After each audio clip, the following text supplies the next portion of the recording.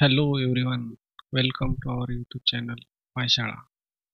तर आज आपण बघणार आहोत पायथॉन मधलं print function, basic to advance.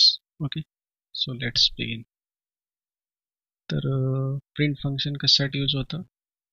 Print function use होतं काहीतरी आपल्याला प्रिंट करायचं होतं, प्रिंट करण्यासाठी आउटपुट स्क्रीनवरती किंवा कन्सोलवरती. Okay, this is a Jupyter notebook which is I am using in Visual Studio Code. So यामध्ये सेल बाय सेल एक्झिक्युशन होतं आणि याचं आउटपुट त्या सेलच्या खाली प्रिंट होतं.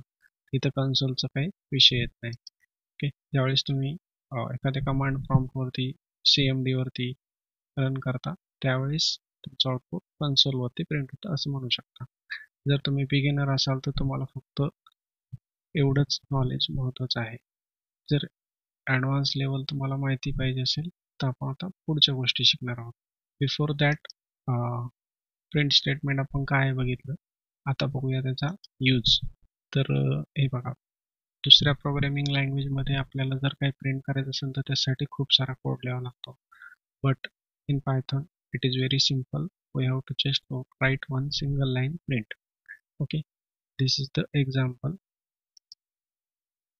Print then rounded bracket, double quote किंवा सिंगल कोट किंवा ट्रिपल कोट तुम्ही काही पण यूज करू शकता. तर ती जी स्ट्रिंग प्रिंट करायची ती स्ट्रिंग आपण त्यामध्ये पास करणार. ओके, तर इथं मी वेलकम टू पायशाळा आहे पास केलेले आणि ते प्रिंट झालेले. Okay, let's take another example.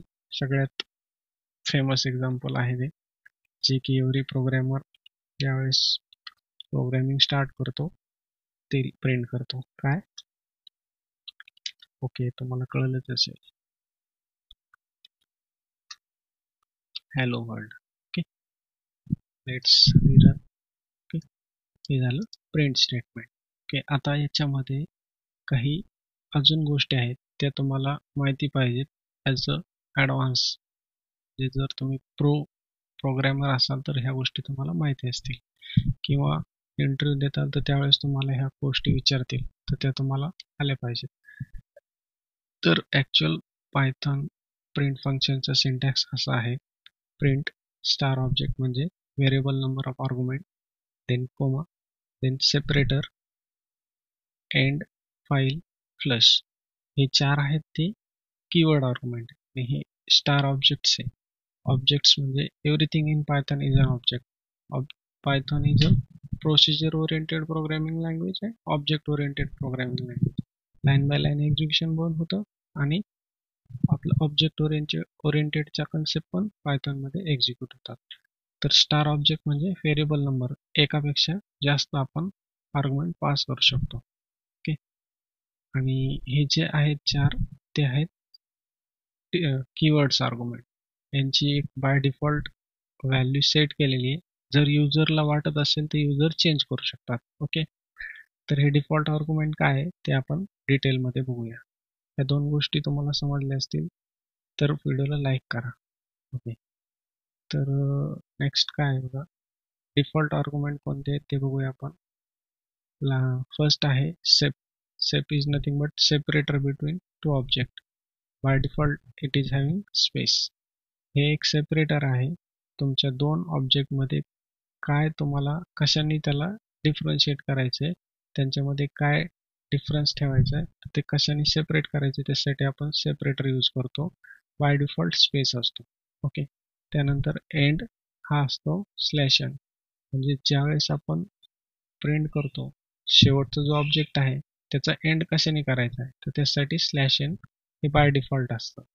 File equal to system dot standard out. जे काही तुम्हाला प्रिंट करायचं आहे ते कुठं प्रिंट करायचं आहे, एखाद्या फाईलमध्ये प्रिंट करायचं आहे का कन्सोलवरती प्रिंट करायचं आहे, कोणत्या स्टँडर्ड आउटपुट स्क्रीन कोणती तुमची त्याच्यावर प्रिंट करायचं आहे, त्याचं ती व्हॅल्यू आपण इथं डिस्क्राईब करू शकतो फाईलमध्ये, फाईल नावाच्या कीवर्ड आर्ग्युमेंटमध्ये. तर बाय डिफॉल्ट हे सिस डॉट स्टँडर्ड आउटमध्ये असते, जे स्टँडर्ड आउटपुट स्क्रीनवरती आपण ते प्रिंट करतो.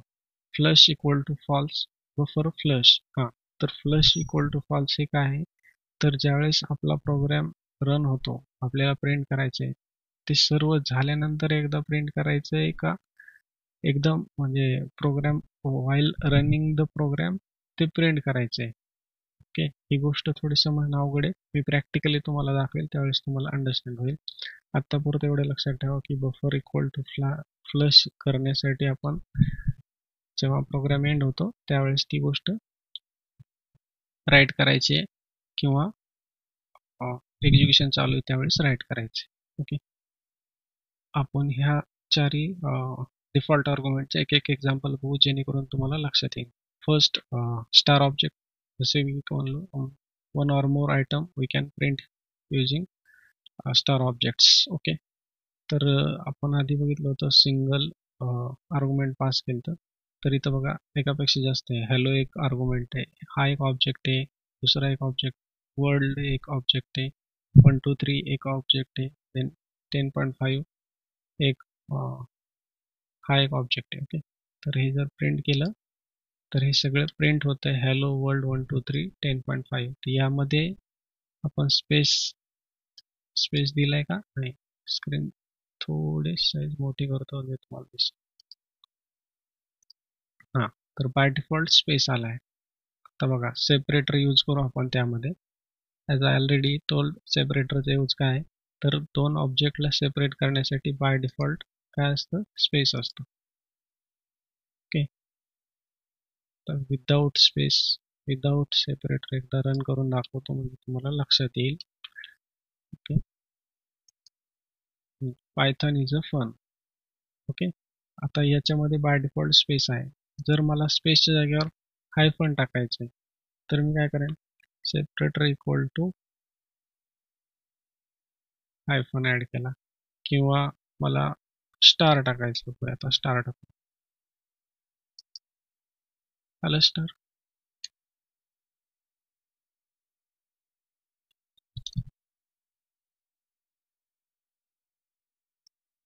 ओके, आलं स्टार. हां, तर नेक्स्ट आहे एक अजून एक एक्झाम्पल आहे ज्यामध्ये बघा ही एक डेट आहे. त्या डेट फॉर्मॅटमध्ये आपल्याला हायफन बॅकस्लॅश टाकायचा असतो. ओके, तर ही बॅकस्लॅश ॲड झाली. ओके, तर नेक्स्ट आहे एंड. एंडसाठी बघा आता मी हे दोन हॅलो आणि वर्ड दोन प्रिंट स्टेटमेंट घेतले. प्रत्येक प्रिंट झाल्यानंतर तो न्यू लाईनला प्रिंट करतो. Slash n is nothing but new line. तर बघा इथं ओके, हॅलो आणि वर्ड. आता बघा जर मी समजा हॅलो नंतर स्पेस दिला, मला हॅलो नंतर कंटिन्यू परत दुसरा वर्ड प्रिंट झाला पाहिजे, न्यू लाईनला गेलं नाही पाहिजे, तर तुम्हाला याचा एंड कसा झाला पाहिजे ह्या स्टेटमेंटचा, ह्या लास्ट जो काही प्रिंट स्टेटमेंटमध्ये लास्ट ऑब्जेक्ट असेल त्याचा एंड कसा झाला पाहिजे ते स्पेसिफाय करण्यासाठी आपण एंड यूज केलेले. हॅलो प्रिंट झाल्यानंतर स्लॅश एन नको आहे, मला एक स्पेस पाहिजे आणि पुढचं जे काही स्टेटमेंट असतील त्या प्रिंट करायच्या आहे. ओके, किंवा तुम्ही आता दुसरं एक्झाम्पल, ही एक लाईन प्रिंट केल्यानंतर मला ट्रिपल स्टार पाहिजे, स्पेस इथं तुम्ही जे देताल ते तुम्हाला आउटपुट स्क्रीनवरती दिसेल. ओके, समजलं. तर हे एक एक्झाम्पल बघा की आता माझ्याकडं एक दोन तीन ऑब्जेक्ट आहे, त्यामध्ये मला कोमा आणि एक्सप्लेनेशन मार्क ॲड करायचं आहे ॲट द एंड. तर बघा दोन्ही statement, please do like share and subscribe. त्यामध्ये लाईक शेअर आणि सबस्क्राईबच्या मदत इथं कोमा ॲड झालेला आहे, कारण हा एक ऑब्जेक्ट आहे, हा एक ऑब्जेक्ट आहे, हा एक ऑब्जेक्ट आहे. ह्या ऑब्जेक्ट नंतर ॲड झाला, ह्या ऑब्जेक्ट नंतर ॲड झाला आणि ह्या ऑब्जेक्ट नंतर एंड कशाने झाले, एंड झाले प्लस एक्सप्लेनेशन स्लॅश एन, आपण कुठेही दिलेलं नाही तर इथं ॲड झालेलं आहे. ओके, तर next default argument file equal to standard out. Okay, तर ज्यावेळेस आपण प्रिंट स्टेटमेंट घेतो, जर आपल्याला कधी कधी कन्सोलवरती न प्रिंट करतात जे काही स्टेटमेंट्स असतात, जे काही आपले व्हॅल्यू असतात किंवा जे काही लॉजिक असतं ते आपल्याला फाईलमध्ये प्रिंट करायचं असतं, तर ते प्रिंट करताना फाईलमध्ये करायचं असेल तर फाईल ऑब्जेक्टला आपल्याला तो पास करायला लागेल. एखादी फाईल ओपन करा राईट मोडमध्ये. आता हा एक पायथॉनचा सिंटॅक्स आहे. ज्यावेळेस आपण फाईल हँडलिंग शिकू त्यावेळेस तुम्हाला इन डिटेलमध्ये कळेल, पण बाय डिफॉल्ट आता ॲज अ लक्षात ठेवा की हे जे विथ ओपन ही फाईल आहे, फाईल नेम, देन त्याचा मोड कोणता आहे, रीड राईट एक्झिक्युटेबल, तर आपण डब्ल्यू म्हणजे राईट केलेला आहे. ॲज अलियाज आहे, हा त्याचा ऑब्जेक्ट तयार केला आहे असं समजा. तर फाईलचा एक फाईल हँडलर आहे हा, तो आपण पास केला आहे file equal to f. Okay, तर हे जे आहे ते आपण आउटपुट डॉट टी एक्स टीमध्ये प्रिंट होणार आहे. तर output dot t x t file कुठे जनरेट होईल, जर अवेलेबल असेल तर, ऑलरेडी असेल तर त्यात अपेंड होईल, नसेल तर न्यू क्रिएट होईल. तर ही फाईल कुठं आहे, तर ही फाईल हा प्रोग्राम मी जिथे सेव्ह केला आहे तिथे अवेलेबल असणार आहे, डी पायशाळा, त्याच्यामध्ये हा प्रोग्राम आहे. तर मी तुम्हाला ती डायरेक्टरी दाखवतो. ही आहे डी डी पायशाळा, त्याच्यामध्ये ती फाईल आहे का नाही आहे. आपण आता याला एक्झिक्यूट करूया, जे तुम्हाला दिसेल. ओके, आउटपुट यामध्ये hello new test, okay, hello file new test added, हे स्ट्रिंग ॲड झालेले आहे. ओके, तर आपण याला चेंज करूया, बघा परत काय होतं. चला सबस्क्राईब करूया. ओके, ही फाईल रिराईट झालेली आहे, चला सबस्क्राईब करूया. ओके, तर सबस्क्राईब करावंच लागतंय. ओके, तर हे आहे file equal to system dot standard out. I hope या गोष्टी कळायला असतील आतापर्यंतच्या तरी, पुढच्या बी कळतील, डोंट वरी. नाही कळायला तर कमेंट करा, आपण परत एखादा त्याच्यावरती व्हिडिओ बनवू. फ्लश इक्वल टू फॉल्स, तर नेक्स्ट आहे flush equal to false. This is useful for real time logging. ज्यावेळेस तुम्ही मोठा प्रोग्राम करता त्यावेळेस काहीतरी लॉगिंग करायचं असतं, लॉगिंग मेकॅनिझम यूज करता, म्हणजे काहीतरी प्रिंट करता, तर ते प्रिंट करता किंवा एखाद्या फाईलमध्ये राईट करता, त्यावेळेस याची मोस्टली गरज पडते. इन जनरलमध्ये काही गरज पडत नाही. छोटा प्रोग्राम असेल तर काही गरज पडत नाही. By default Python buffer flush याची व्हॅल्यू असते ती फॉल्स असते. ज्यावेळेस आपण त्याला ट्रू करतो, it immediately write to the output. Okay, तर हे एक एक्झाम्पल आहे बघा त्यासाठी. कन्सोलवरतीच आपण प्रिंट करणार आहोत. तर इम्पोर्ट टाइम घेतलेला आहे, कारण स्लीप आपल्याला यूज करायचं आहे, की प्रोग्राम एक्झिक्युशन थोड्या एका एका सेकंदासाठी आपल्याला स्लीप करायचं आहे. Without flush it's expected to print after at last लूपला व्हॅल्यू ती प्रिंट झाली पाहिजे, पण इथं प्रत्येकच इटरेशन वेळेस तो दाखवतोय लोडिंग 1 2 3 4. दॅट्स वाय याचा जो यूज आहे तो इथे समजत नाहीये, तर मी त्याचा यूज तुम्हाला दुसऱ्या प्रोग्राममध्ये दाखवतो. सेम आपण फ्लश इक्वल टू इथं बाय डिफॉल्ट आहे, इथं ट्रू करून बघितलं तरी सेम आउटपुट दिसेल तुम्हाला, त्यामध्ये काही प्रॉब्लेम नाही. हे प्रिंट स्टेटमेंट आहे. स्ट्रिंग फॉर्मॅटिंगसाठी एफ घेतलेलं आहे. त्यानंतर end equal to slash r, म्हणजे हे कॅरेज रिटर्न असतं, म्हणजे प्रिव्हियस जे आहे ते आपल्याला डिलीट करून नवीन प्रिंट करायचं त्यासाठी घेतलेलं आहे. त्यानंतर बघा, हां, तर हे तुम्हाला समजलं नाही असं मला वाटतंय. तर हे समजण्यासाठी बघा आपल्याकडे दुसरा प्रोग्राम आहे. Instead of console we will write something on file, that time you will understand. बघा मी एक काय केलं इथं, टाइम घेतला, फाईल ओपन केली आहे, त्याला राईट फॉर्मॅटमध्ये, आणि त्याच्या ऑब्जेक्टवरती आपण राईट करतोय. स्टेप सेम 25 आता इथं फॉर लूप आहे, या गोष्टी तुम्हाला समजणार नाहीत, कारण तुम्ही जर बिगिनर असाल तर. जर माहिती असेल तर वेल, नसेल माहीत तर कमेंट करा, आपण त्याच्यावरती परत व्हिडिओ बनवणारच आहोत. हा एक फर्स्ट व्हिडिओ आहे, आपण बेसिक टू ॲडव्हान्सपर्यंत बनवणार आहोत. तर सध्याच्याला एवढं लक्षात ठेवा, ही फाईल ओपन ही लाईन फाईल ओपन करते. फोर्थ हा फॉर लूप आहे. रेंज, यामध्ये आपल्याला एक रेंज भेटते, त्यासाठी पायथॉनमध्ये रेंज नावाचं फंक्शन आहे असं लक्षात ठेवा. 0 to 24 ही रेंज भेटते आपल्याला, म्हणून इथं आपण i+1 केलेले आहे. आपल्याला 25 पर्यंत हा लूप चालवायचा आहे असं समजा. ओके ओके, तर आणि ती लाईन बाय लाईन आपण राईट करत जातोय. एका सेकंदाचा इथं स्लिप घेतोय, आपण पॉज घेतोय. ओके, प्रोग्रामला स्लिप करतोय, एका सेकंदसाठी पॉज करतोय, परत सेम इटरेशन होतं 25 जोपर्यंत 25 लाईन प्रिंट होत नाही तोपर्यंत. ओके, तर हा प्रोग्राम रन करण्यापूर्वी log.txt फाईल अवेलेबल आहे का आपल्या याच्यात? नाही. ओके, ज्यावेळेस रन करू त्यावेळेस ती दिसेल. तर यामध्ये काय बघायचं आपल्याला, ज्यावेळेस ओपन नाव open log1 text file the script is running, script run होते त्यावेळेस ओपन करायचे. It will stay empty or incomplete until the buffer is flush. Okay, ही जी लाईन आहे तर ती कशी राहणार आहे? एम्प्टी राहणार आहे जोपर्यंत एक्झिक्युशन कंप्लीट होत नाही तोपर्यंत. ओके, बघा दाखवतो, प्रॅक्टिकली दाखवतोच आहे तुम्हाला. आता इथं काय प्रिंट, एक नवीन फाईल क्रिएट झाली आहे का? हो, क्रिएट झाली आहे. log.txt ओपन करूया आपण. काही दिसतंय का? नाही. दुसऱ्या फाईलवरती जाऊया, कारण हे रिफ्रेश होतं ऑटोमॅटिक, पण काही प्रिंट झालं नाही. अजून प्रोग्राम रन होतोय. ओके, काय प्रिंट झालंय का? नाही. त्यावेळेस प्रोग्राम एक्झिक्युशन कम्प्लीट, आता हा कम्प्लीट झाले बघा, 25 सेकंद लागतात.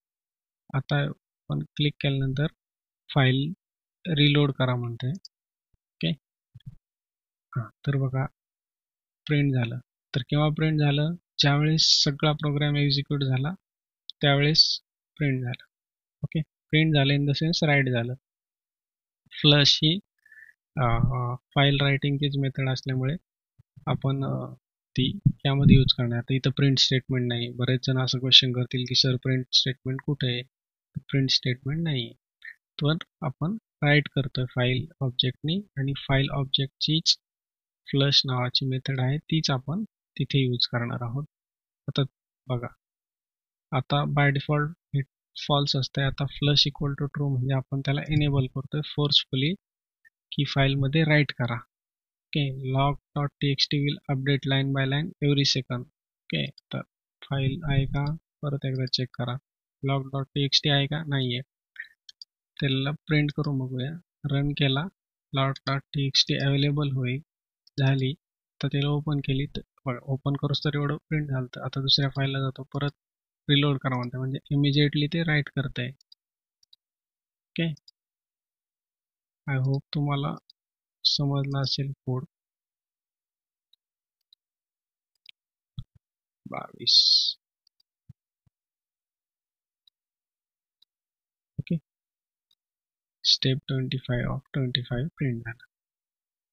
ओके, जर तुम्हाला ही कन्सेप्ट कळली असेल तर प्लीज व्हिडिओला लाईक करा, कारण हे करण्यासाठी थोडा आम्हाला पण टाईम द्यावा लागतो आणि मला पण थोडा उत्साह येईल की चला, आपल्याला लाईक भेटतं, आपले व्हिडिओ आवडतात, तर आपण नवीन नवीन व्हिडिओ टाकायचं.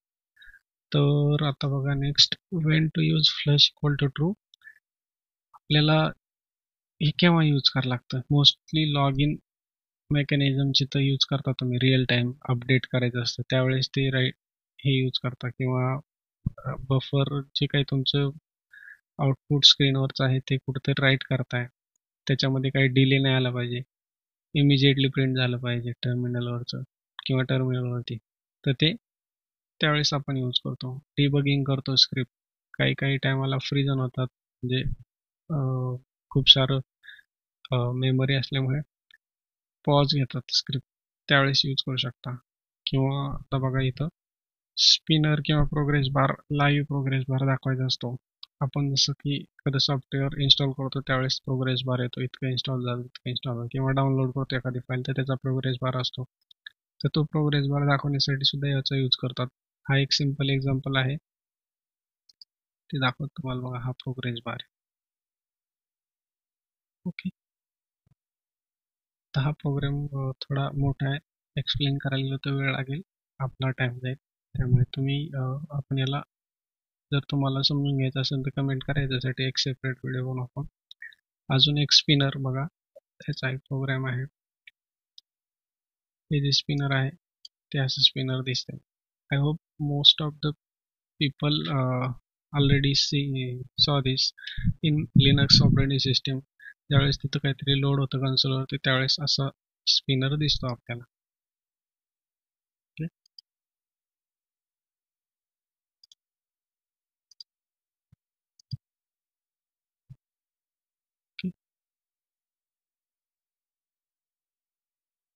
That's it for today.